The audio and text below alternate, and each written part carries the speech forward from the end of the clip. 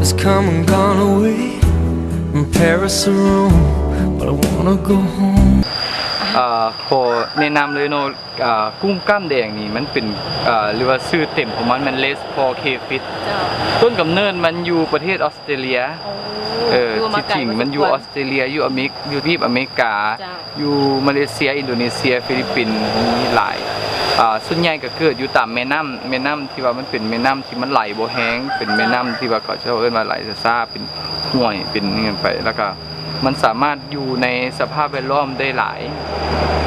ปกติมันอยู่น้ำจืดเลยแหละอยู่บอนมันอยู่น้ำจืดเลยน้ำจืด 100% บ่มีน้ำเค็มเลยเป็นตัวที่มันเริ่มเกิดมาขนาดมันสิอยู่ประมาณ 3-5 มิลลิเมตรเนาะแต่ว่าบัดมันใหญ่ขึ้นมาใหญ่สุดที่ว่าเขาเจ้าเคยพบเห็นมัน35 เซน35 เซนติเมตรก็ใหญ่เติบโตขนาดโตก็ประมาณเกือบกิโลหนึ่งจ้าแต่ว่าจุดเริ่มต้นคือดังทีได้ว่าไปเมื่อกี้เนาะว่ามันมีต้นกำเนิดมาจากประเทศออสเตรเลียออสเตรเลียนะ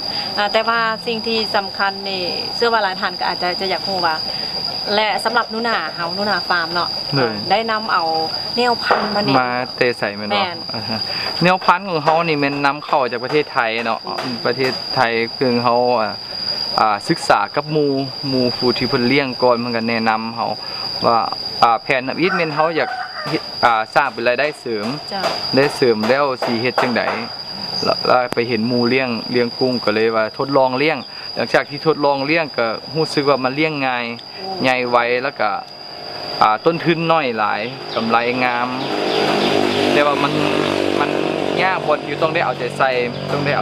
มันค่อนข้างจะดีกว่าสัตว์ปกติแน่ก็เลยเห็นให้มันเลี้ยงยากสำหรับหลายๆคนที่ว่าบ่มีเวลาก็บ่สามารถจะเลี้ยงได้อาหารมันกินแต่คาบเดียวกลางคืนคาบเดียวที่เขาเกลือคาบเดียวแล้วก็น้อยหลายกุ้ง100 ตัวนี่ก็สิประมาณถ้าตัวน้อยนะก็บ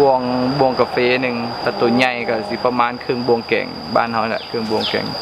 ก็เกลือแต่ซ้ำนั้นมันก็กินได้ซ้ำนั้นแล้วก็อาหารมันก็มีอาหารสำเร็จรูปแล้วก็พวกแหน่จอกอีกต่างๆบ่สินะแล้วก็ขี้กระเดือนไข่ต้มแล้วก็เศษพวกปลาเน่าปลาตายนี่ก็กินได้หรือว่าปลาบ่เน่าก็ได้ปลาเป็นโตเป็นมันก็กินคือกันหมายความว่าสำหรับอาหารที่ว่ากุ้งกำแดงกินเนี่ยมันกิน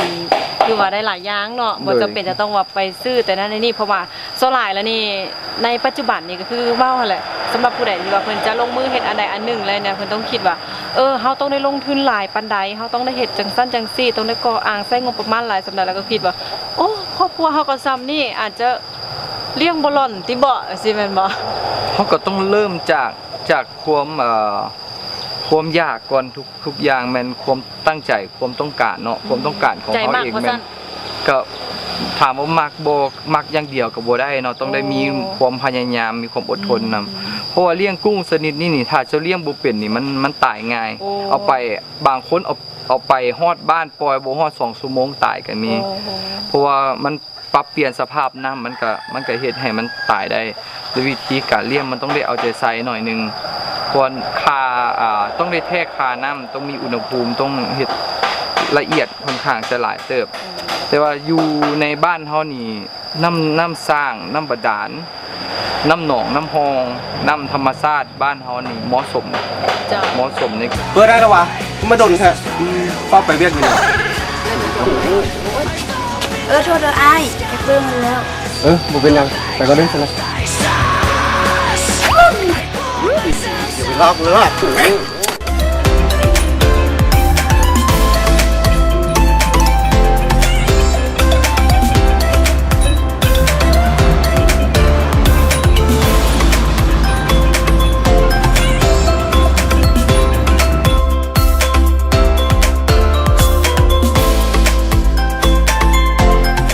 เจมาคอนเวเนียนสโตร์สะดวกสบายบ่ต้องยุ่งยากบ่ต้องเสียเวลา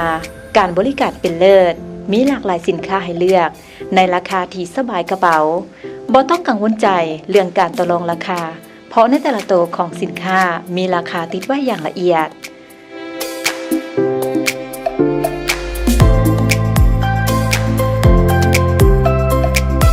ซื้อ เชื่อว่าทุกท่านจะประทับใจเมื่อท่านใช้บริการเจมาร์